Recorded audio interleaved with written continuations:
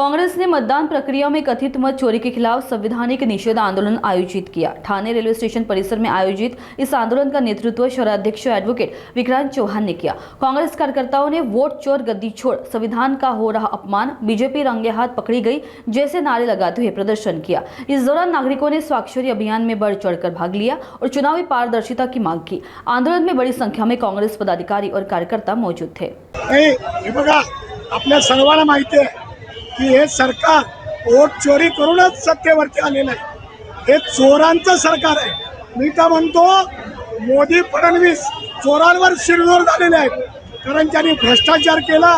ते सगळे चोर यांच्या सरकारमध्ये त्यांना क्लीन चिट दिली आणि मतं चोरून निवडणूक आयोगाला हाताची धरून हे असंविधानिक मार्गाने सरकार स्थापन झालेलं आहे। याच्या विरोधात काँग्रेस पक्ष, राहुल गांधी, हर्षवर्धन सटपाल आणि ठाणे शहरामध्ये विक्रांत चव्हाण यांच्या नेतृत्वाखाली आम्ही हे संयंत्र आंदोलन करीत आहोत।